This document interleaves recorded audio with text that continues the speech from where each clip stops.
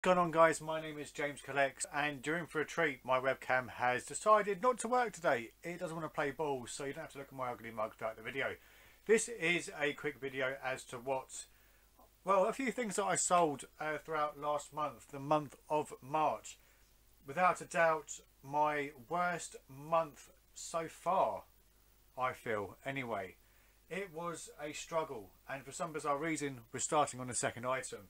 So the second item, as you can see here, it is Rex's Rextreme Off-Roader from the Lego Movie 2.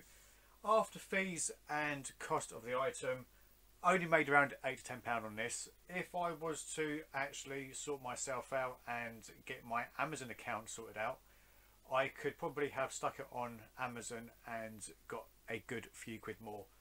If I do ever go down that route, I would hazard a guess that pretty much 99% of the sealed stuff that I get hold of will end up going to Amazon, and generally speaking you will get a little bit more for your money over there. So the Lego Movie 2 set number 70826 sold and made me around £8 to £10. Next up is the Tomy Super Cup Football, an item which I had actually sold last month, and then it was returned to me as faulty. I did a video on this product, and I went through and explained why I think the guy who bought it originally thought that it was faulty. He basically wasn't doing it properly. Upon testing it, I ended up breaking one of the plastic pieces and also losing a football. So I relisted the item and actually sold it for more than what I sold it for previously.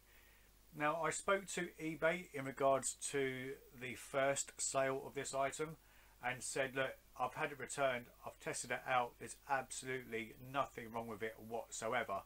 So, and they ended up saying, look, we'll waive the postage charges going back to yourself and just relist the item, and just, yeah, they were absolutely fantastic. I know eBay gets a lot of stick, but in the few instances where I've had to speak to eBay directly, they have been absolutely fantastic. So I stuck this on straight after I played with it and got a video out of it. Stuck it on for $59.99, and lo and behold, it sold, which meant after the final fees and the cost of the item, probably made around 35 quid or so. If the box was mint, I reckon I could have got 80 quid easy. There's quite a few in the market, but it's quite a quick turnaround. Nothing really seems to last too long. It's of the right era where people who had this growing up now have disposable income and are able to collect the stuff that they had as a child. So definitely a be out on the lookout for.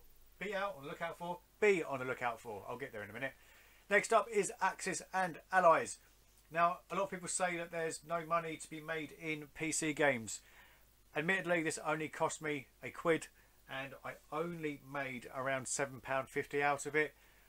The codes, generally speaking, you can get them online if you sell them. So yeah, it's nice and easy. It's not always going to be a solid money maker, but generally speaking, there is some sort of a market out there for PC games, especially older computers as well. If you can get a hold of a 95 Windows computer, there's quite a few quid to be made in that.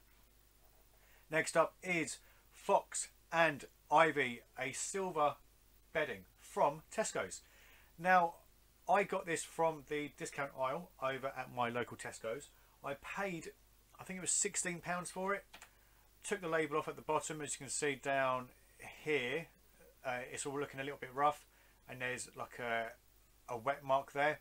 That's from where I used sticky off to get the reduced label off of it.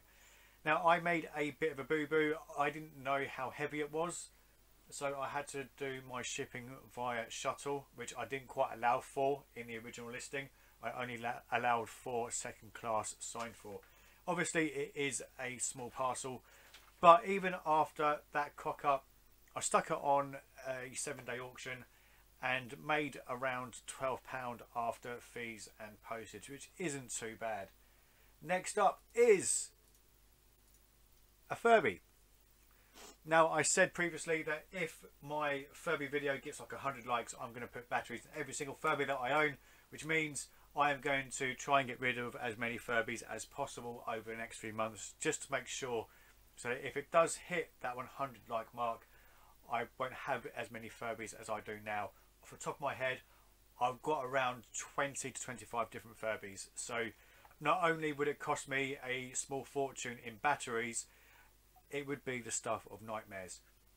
Now, this Furby owes me £3.49, I think.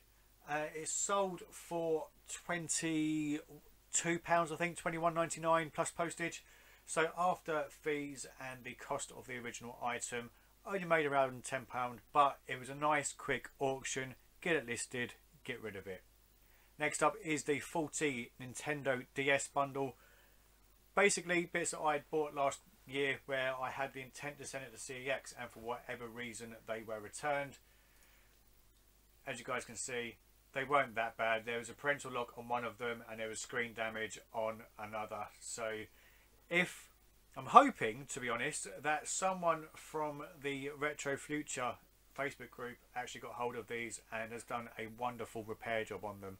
So probably made a loss on these, but they had to be gotten rid of. They were beyond my capability and my skill set in order to repair them, so I'm just happy that they went. Same with the next lot, the Xbox 360 controllers. As you guys can see, there's quite a few there. Again, I made a massive error.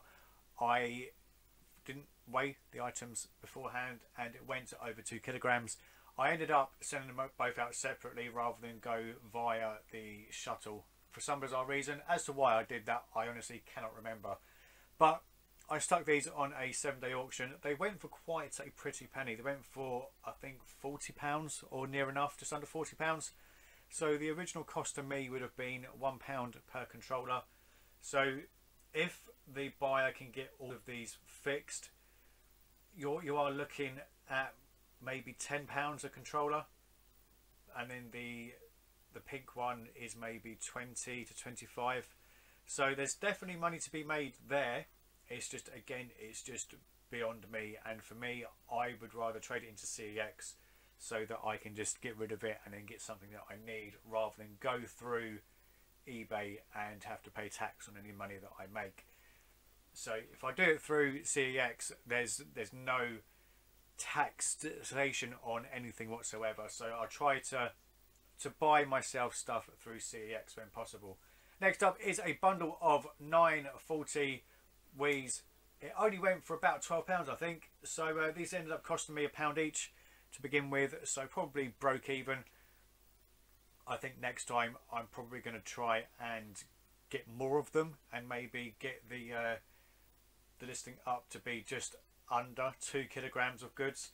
But they were in the way. They'd just been sitting in the conservatory for near enough a year, so I thought it was about time I just listed them and just got rid. Now, the very last item, it's not the best, it's just the last item, unfortunately, and it is the video now that I picked up in the summer of 2018. I had this listed for £40. It eventually went for 36. I think it cost me either 10 or 15 pounds off the top of my head. So after fees and everything else, I only made around a tenner. I have to admit, I'm quite disappointed. I thought it would be worth more because I think it's a little gadget that was way ahead of its time, and it's a shame that you can't buy more things for it now. But it's a nice bundle and it has now gone, which is more than I can ask for because I've been staring at it for the last 10 months. So to have it out of my house, I'm quite happy about. But that is it. That is just a small selection of things that I sold throughout the month of March. As I said, March was particularly bad.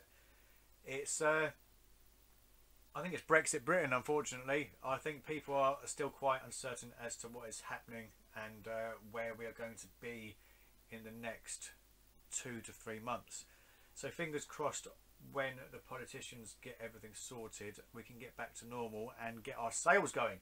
But that is it from me As always, thanks for watching. Don't forget to like, share, comment and subscribe. And if you want to be entered into the giveaway, which at the moment I don't quite know what it is, it's possibly DC.